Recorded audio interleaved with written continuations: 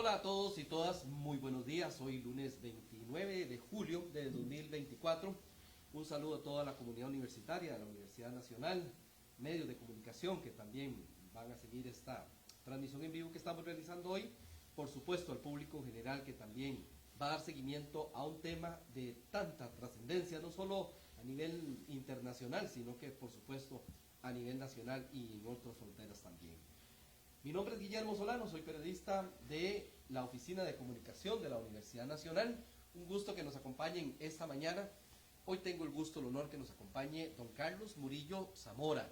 Él es docente académico de la Escuela de Relaciones Internacionales de la Universidad Nacional. En primera instancia, un saludo, don Carlos. Muchas gracias por acompañarnos en esta transmisión en vivo. No, igual, Guillermo, más bien gracias por la invitación y como lo mencionabas, no solo por la relevancia de la proyección de la universidad, sino por la temática que tiene el tema que abordamos hoy, incluso para Costa Rica directamente. Precisamente el título de esta transmisión es Decisión Crucial. Así lo hicimos por las implicaciones que tiene, por lo que ha ocurrido y por lo que pueda acontecer también. Estamos a pocas horas de que se cerraron las urnas en Venezuela, país suramericano donde se llevaron a cabo las elecciones presidenciales. El día de ayer ya tenemos resultados oficiales y ya también pues una serie de manifestaciones con respecto a lo que ha pasado, y es aquí justamente donde quiero introducir a don Carlos para que nos ayude en el análisis de lo que pasó, de lo que está pasando y por supuesto también de lo que puede pasar más adelante. Oficialmente, don Carlos, el Consejo Nacional Electoral en Venezuela determina un triunfo de parte del candidato Nicolás Maduro por un 51,2% versus Edmundo González Urrutia, el principal candidato de la oposición, que logró acoplarse o conjuntar fuerzas alrededor de la Plataforma Unitaria Democrática de Venezuela con un 44,2%. Esos son los resultados oficiales. ¿Era algo esperable este resultado, don Carlos? ¿Cómo lo puede evaluar usted? Sí, Guillermo, una precisión y que los medios de comunicación no han hecho o no han destacado ese detalle, es una proyección sobre el 60% de las mesas escrutadas. Lo que considera el Consejo Nacional Electoral es que eso no va a cambiar. O sea, que no importa lo que pasó en las otras 40% de las mesas electorales, no va a haber mayores cambios. Y ya dieron por oficializada la declaración. Entonces, aquí tenemos dos escenarios. El uno, que es lo que se observó ayer a lo largo del día, lo que mostraron las encuestas a boca de urna de varias empresas encuestadoras, no solo venezolanas, sino extranjeras, lo que observaron los delegados de algunos países y de algunas organizaciones, no de la Unión Europea, que fue prohibido el ingreso de delegados europeos, y lo que se observó en general en los centros de votación, tanto a través de la transmisión de medios internacionales como de los medios oficiales. Entonces, si uno se queda en lo que observó ayer a lo largo del día, el resultado no coincide. No coincide lo que se vio con lo que se anunció. Claro, exactamente. Ahora, algunos dirían, bueno, es que es una cuestión de percepción, en que uno vio demasiado movimiento de la oposición, pero en realidad en elecciones anteriores no había ocurrido esa situación. Además, hubo una serie de inconsistencias al momento en que se cerraron las urnas y el momento en que se anuncia el resultado oficial. De acuerdo a la ley electoral venezolana, las urnas se cierran a las 6 de la tarde, pero si hay electores en el centro de votación, tiene que esperarse hasta que vote la última persona. No hubo un anuncio oficial del Consejo Nacional Electoral en el sentido de ya se cerraron las urnas. Nunca se supo realmente cuándo se cerraron las urnas. Y casi de inmediato, cerraron a las 6, como a las 6:30, el Consejo Electoral, y el gobierno de inmediato denuncian un atentado terrorista contra el sistema de transmisión de datos.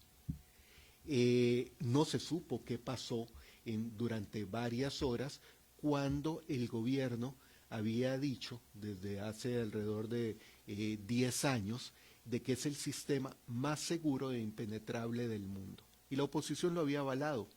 Empresas argentinas, que eran las que manejaban el resultado, el sistema, perdón, electoral electrónico antes de 2017, lo habían certificado y se retiraron porque el gobierno manipuló el resultado, no la votación. O sea, el fraude que hubo no se produce en el centro de votación, no se produce en el momento en que cada persona venezolana ejercía su voto. Se produjo, bueno, en alguna gran medida antes del domingo de las elecciones y en el periodo que fue de incertidumbre en cuanto a la transmisión de las actas electorales, y de pronto el resultado cambia y se declara ganador a Nicolás Maduro. Incluso se habla que si se contara una por una las boletas podría dar un espejo real y efectivo de lo que fue el resultado. La coalición opositora habla de un 70-30 de ventaja de Edmundo González versus Nicolás Maduro. Ese periodo, esas horas, ese lapso en que no se conoce qué va a pasar y no sea oficialmente el resultado, se retrasa el anuncio, es ahí donde se habla por parte de la comunidad internacional, por parte de observadores, que hubo un fraude entonces. Sí, en ese sentido, Guillermo, tal vez para precisar, o sea, la persona llega al centro de votación, emite su voto, marca la casilla de su preferencia, la máquina registra el voto y le entrega una papeleta, imprime una papeleta y esa papeleta se deposita en una urna. Hay un primer reporte del sistema en cada mesa en donde se determina cuál es el resultado y que está siendo consistente, y el acta definitiva y oficial es la que se imprime cuando se ha cerrado el centro de votación y se transmite esa acta. La oposición alega tener el 100% de esas actas provisionales y el 40% de las actas definitivas que se transmitieron.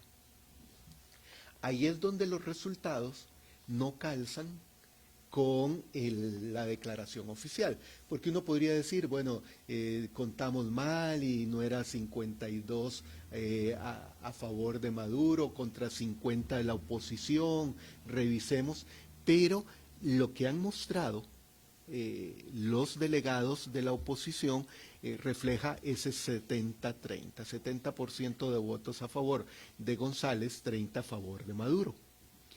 El asunto está en que el fraude se consuma cuando no hay posibilidad, no hay viabilidad para lo que están pidiendo la mayoría de países en el mundo, que es una revisión de acta por acta, porque no está claro cuántas actas se transmitieron de más de 15,000 centros de votación y cuáles de esas actas no fueron manipuladas, no dentro del sistema de cómputo, una vez que se imprimieron y se transmitieron por ese desfase de horas y de suspensión de las transmisiones al Consejo Nacional Electoral.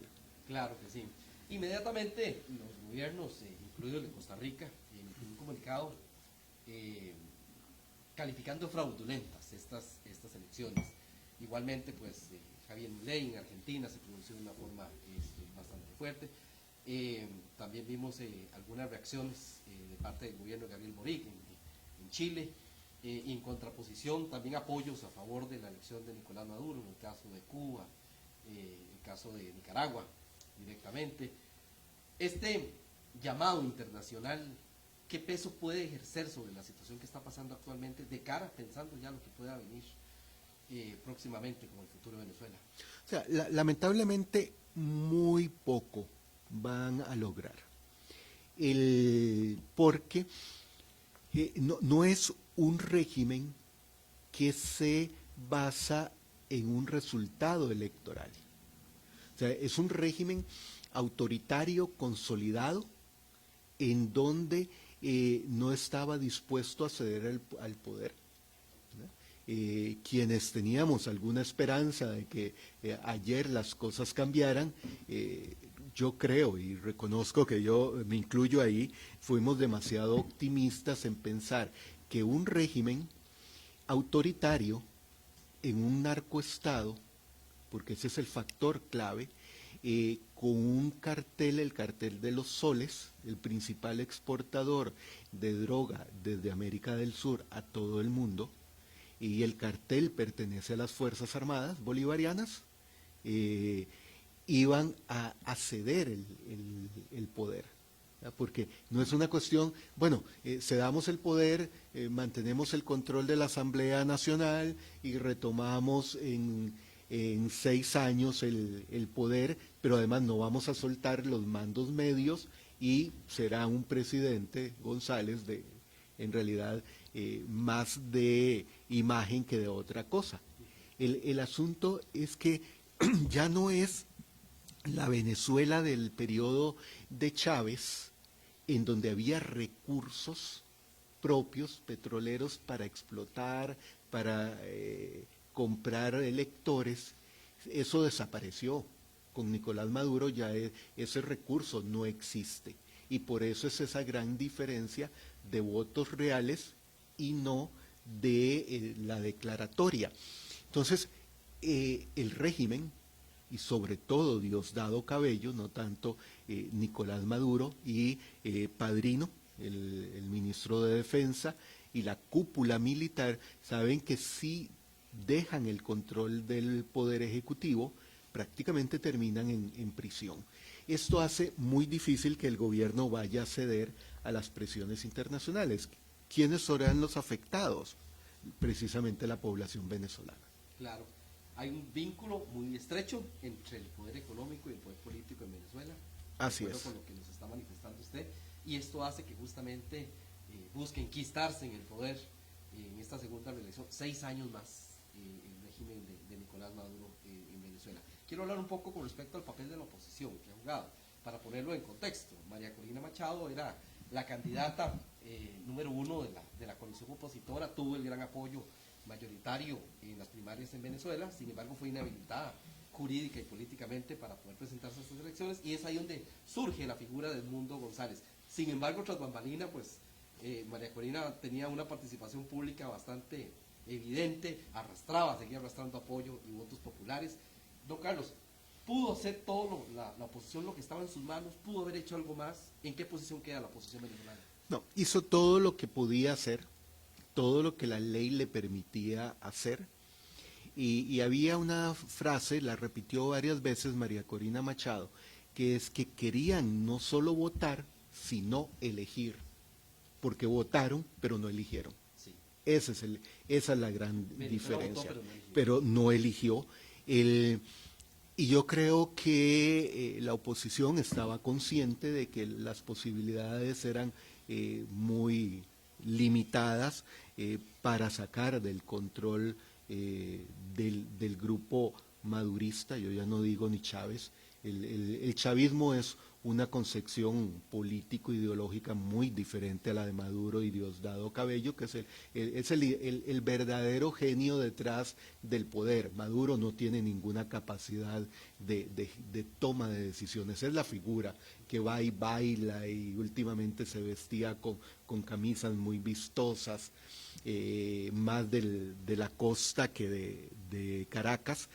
Y ahora viene en realidad un trabajo que no había hecho la oposición en muchas décadas, que es primero lograr consolidarse en torno a una cúpula, unir fuerzas de los distintos grupos y lograr evitar esas divisiones que en el pasado las llevaron al fracaso.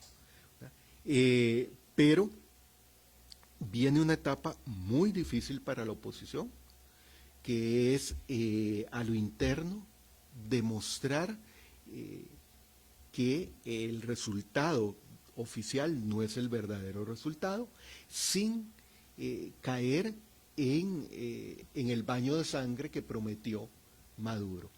a lanzar a las Fuerzas Armadas, a las calles, y que esto podría provocar un conflicto armado, no una guerra civil. Algunos especialistas están hablando de guerra civil, pero en realidad la población venezolana no está armada. Entonces, no es fácil iniciar una guerra civil contra unas fuerzas policiales, contra las fuerzas militares, los grupos de seguridad privados que controla el gobierno, para cambiar el resultado en las calles. Yo creo que la declaración oficial no se va a revertir, y decía antes que el pueblo venezolano va a sufrir porque lo que queda para esos países que han demandado transparencia en el recuento son nuevas sanciones, y ya sabemos que las sanciones económicas sobre todo son muy limitadas y requieren de mucho tiempo porque no afectan a quienes ejercen el poder. Ellos no son los que son sancionados, sino que le trasladan esas sanciones a la ciudadanía. Sí, por eso quería como enfatizar en ese papel de la oposición, porque claramente no hay una respuesta, ¿verdad? La oposición quisiera tenerla a la mano. ¿Qué puede hacer? ¿Cuál es el papel activo que puede ejercer? En algún momento las personas decían, bueno, convencer a las fuerzas militares para que se desvinculen de Maduro y logren legitimidad el resultado, pero no se ve factible. Incluso anda circulando una imagen que he visto de unos militares que se acercan a María Corina Machado a saludarlos y los militares le niegan el saludo. Entonces, el problema, Guillermo, es que lo que los militares hacen no es respaldar a Maduro, es ejercer sus negocios de crimen organizado, que no es solo narcotráfico, es lavado de dinero, es trata de personas. O sea, muchos de los migrantes que salen de Venezuela le pagan a los mismos militares en las fronteras para que les permitan salir. es un negocio. Es un negocio, exactamente. 7,7 millones de venezolanos han migrado, han salido de su país sin querer hacerlo. Sí, y yo creo que esa cifra va a aumentar en el resto del año. Por eso hablábamos de las implicaciones pues continentales que tiene este resultado, y quería magnificarlo por ese lado, porque por el lado de Panamá se ha anunciado que el gobierno va a cerrar, ¿verdad?, el acceso a la selva del Darién, donde las caravanas de migrantes han cruzado ese sector. ¿Qué presión le mete entonces a partir de este momento temas como el migratorio, donde ahora sí, toda América Latina pues prácticamente tiene que ver con el tema? Sí, es lamentablemente la única vía que le queda a la población venezolana.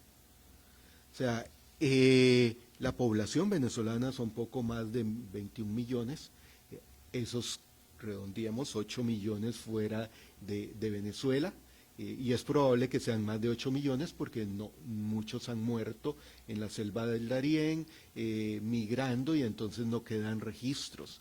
Eso significa que los 13 millones de venezolanos que quedan en Venezuela van a enfrentar situaciones más duras, van a buscar migrar, y genera presión primero a Colombia, en segundo lugar a Perú. Son los dos países en donde hay una población venezolana mayoritaria. Solo en Perú hay como 1.200.000 venezolanos, en Colombia hay alrededor de 2 millones, y ahí tendríamos que ir distribuyendo en el resto de Centroamérica.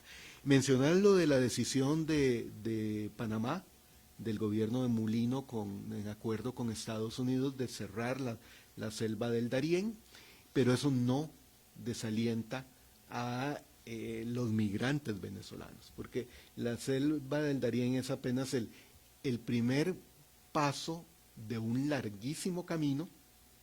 Es duro cruzar la selva del Darién, pero es apenas un primer paso de cientos de pasos para llegar hasta territorio estadounidense.